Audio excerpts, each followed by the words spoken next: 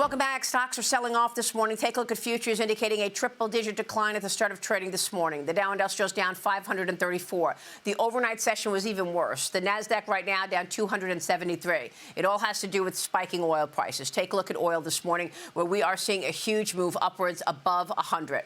Brent is up 12.5% right now. That is up to 104.30. Crude oil is up 12%.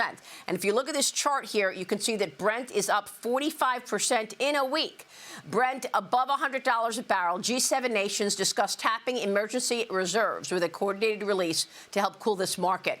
Brent up better than 45% in a week. Crude even worse. Crude oil is up 53% in a week. Analysts are warning supply shock could also push crude toward $150 a barrel. You've got all analysts on Wall Street talking about where this goes next. The halt of shipping through the Strait of Hormuz, of course, is the key here, and that is because it handles 20% of global oil transported through that incredibly important waterway. That is driving sharp price spikes. The Trump administration announced a $20 billion reinsurance program for oil tankers.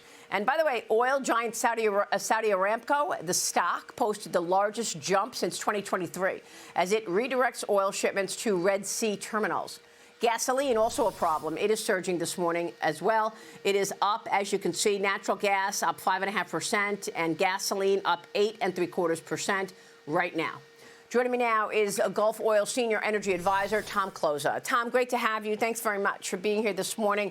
Do you agree with the administration and many of the lawmakers that I spoke with that this is a temporary spike and it will go down once the battles end in the Mideast? What do you think? Well, I think it has to be temporary. I think, we don't live in a theocracy, but we live in a country where tens of millions of people look at high gasoline prices like the great Satan.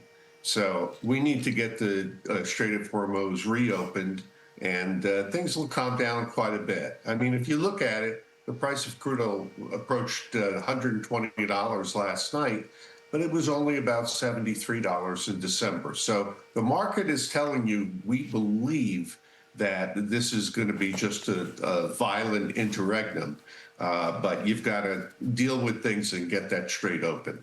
So the president has come up with a plan to get traffic moving in the strait already, but oil CEOs are telling me that we still need to see more security in the strait. The UAE and Kuwait have already cut oil output as the Iran conflict disrupts the flows through the strait.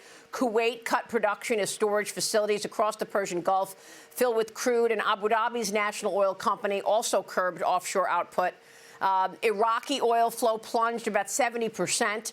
And here's what the president is doing now. I spoke with White House Press Secretary Caroline Leavitt yesterday about this. Watch this.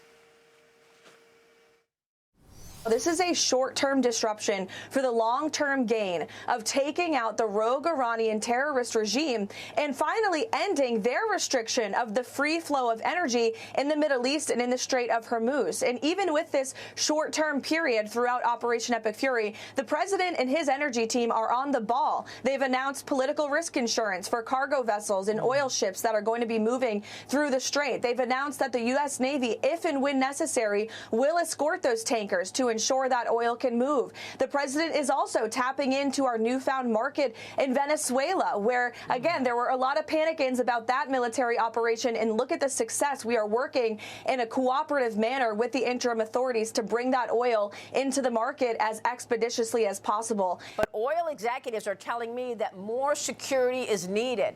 So we want to understand specifically when we might see a let-up here. It feels like the Iranians are threatening the U.S., saying, yeah, come to the strait. We welcome you to actually ramp up the fight.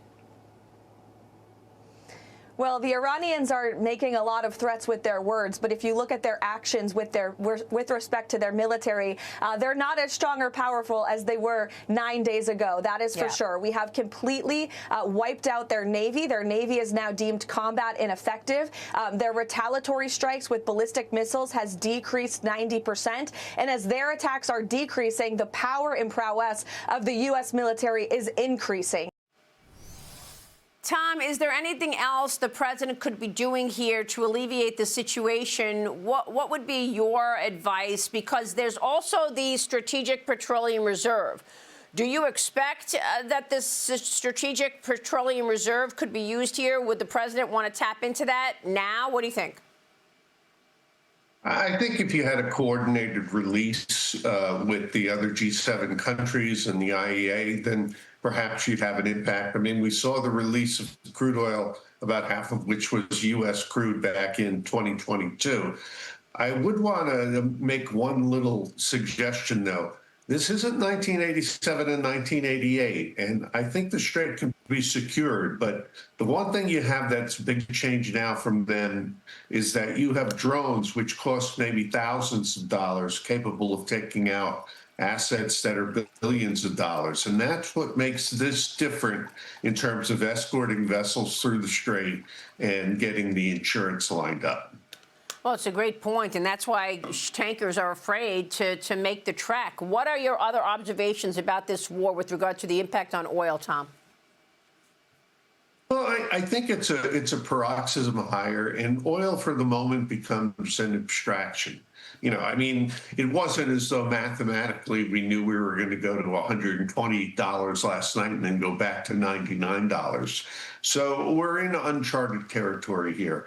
I think that everybody realizes that the worst scenario would be to reopen the Strait and have a vessel or two get knocked out by Iranian threats and terrorism and so forth.